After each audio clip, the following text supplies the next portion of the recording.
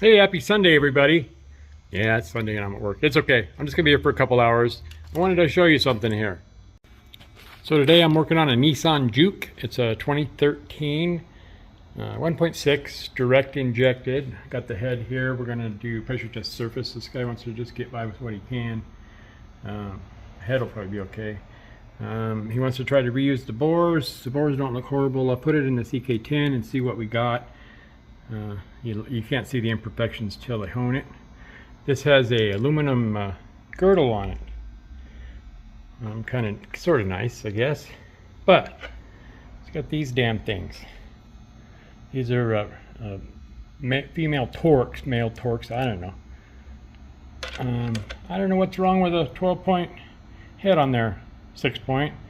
I think the engine manufacturers have it in cahoots with Snap-on and say, hey, we're going to make a new bolt, and then hey, you can make a new socket and everyone will have to buy one. The skirts look a little bit crappy. One here was pretty bad. A little scuffy. Here we go. This one's scuffy. The reason it's scuffy is because the crankshaft. These journals need ground. They're not horrible, but we get to this one right here. See this? This is very worn. This engine knocked and knocked for a long time, and the customer just kept driving it. So here's my mic. This is set to standard. It's a 1-to-2 mic, Minatoya, Japan, high quality mic. I like it. Look how loose that is. So customer's gonna have to buy a crank. He could have saved himself some money if he would have quit driving.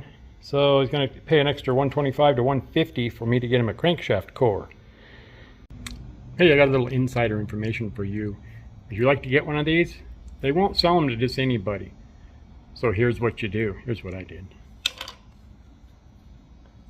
Get yourself some of these glasses. And they'll think you're really smart. They only sell these to smart people. So get some glasses. You'll get one too. All right. Hey, where you going, buddy? Huh? Hey, say hi to everybody. Say hi. I set my bore gauge to the diameter of the piston so we can see what kind of clearance we got. This is just a setup fixture for it. There's different lengths of these. This is the 3-inch standard. There's 4-inch, blah, blah, blah, blah. It's just micrometer, 25 thousandths around. So let's see what we got. Okay, I got the block and the hone. I have taken a razor blade to this deck surface. Don't use Scotch-Brite. If you saw my other video, you see that it's going to be too rough for the gasket. So let's see what we got here. About 1 thousandth and a half. Let's get it honed and see what we got after I hone it. Okay. Hey, I was sitting here. My mind is starting to wander a little bit, like it does. So. I was thinking, you know, if a parsley farmer gets sued, will they garnish his wages? I don't know.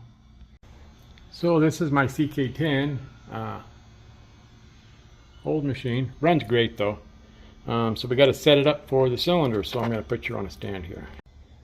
Okay, so here we go. We got to set this machine up.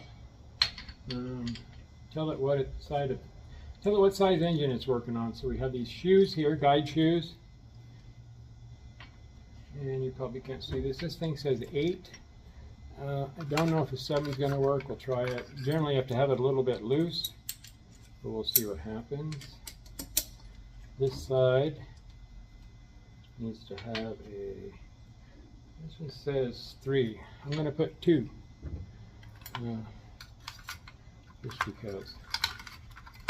A little bit loose on this side and cut for the other side. So once again, we're just going to put a pattern in this crosshatch to get the new rings to seat. And these should be good. I'll check them. Yeah. These are the adjustments. These are the stones. They're 625. Okay. So we got that. Now we got to see how deep the cylinder is. We're just working in inches, people. This isn't precise at all. About like cutting a 2x4 about, what the hell was that? We're about 5 5/8. Let me put it in the hole here. We got to check, make sure we're on the top of the stroke. Here we are. Whoops. we were. Put this in the hole. Tighten this. You can't see what I'm doing. Okay, so we were 5 and 5/8. So there's an adjustment in here. I'm turning a knob. This is a secret. You guys can't see this. I'll show you maybe more of this on a different deal. Okay, that's set. Now we have to set the height of this stone, or else it will move to a different cylinder. So you guys can maybe see. We'll put her in this hole, kind of like being at a hammer on. So I have this little gauge block. Just set it there, and I want to set it to the height of this stone. So it looks like I need to go down with the block. So I'll go down. I have a secret knob here. You're also not allowed to see, I guess. A little bit more. That looks pretty good. Okay. So, I think we're about ready.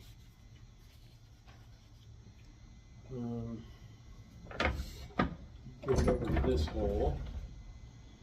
Let me pick this camera up, so I'm going to show you how this machine operates, okay? After we make sure everything's set and ready, I got a button here. So we push this button, ready?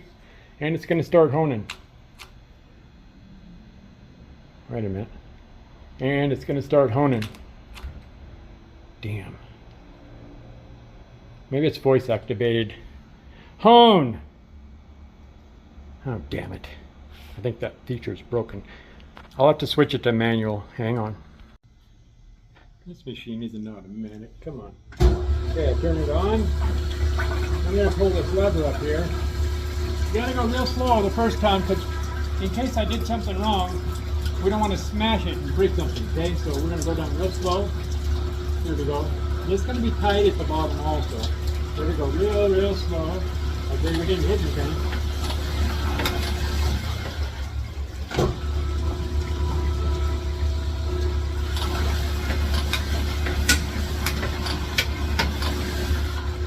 That's about all we want to give it. I did one dwell at the bottom, because the bottom's always tighter than the top, because the top is where the combustion happens, where the flame starts, and that's the most force on the engine. So it'll be the most warm.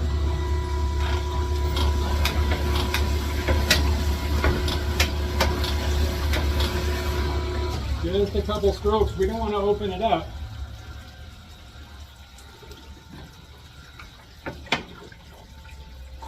We just want to keep it the same size. It's looking pretty good, actually.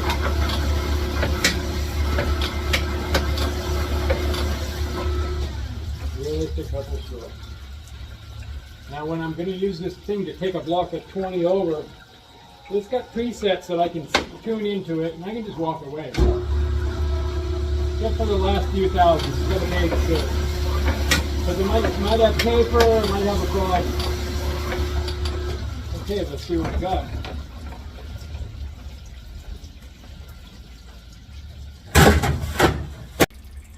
And here's what we got. There is a little bit of scuffing there, and that one's got quite a bit.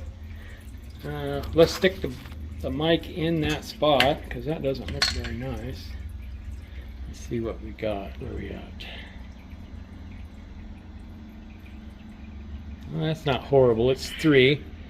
You know, I think this will run for him. I am going to recommend boring it, but it's going to run and get him on the road.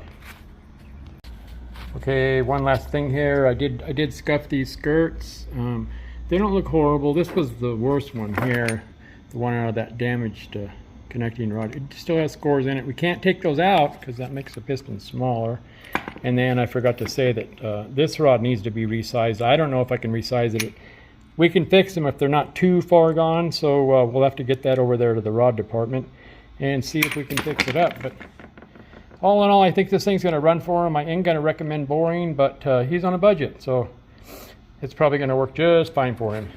I can't guarantee it because, you know, my crystal ball, my batteries died in my crystal ball, so I can't predict whether or not for sure, but I think it's going to run fine for him. Okay? Hey, thanks for coming along. I I guess that's going to do it. Me and Bear, we're going to go up by Estacada, up there in the Cascade Mountains. We're going to look for Bigfoot. Maybe we'll find him. I'll try to film that if we do. And be nice to each other, okay? I keep saying it, but I mean it. Really. We'll see you tomorrow, I hope. I'll be back again.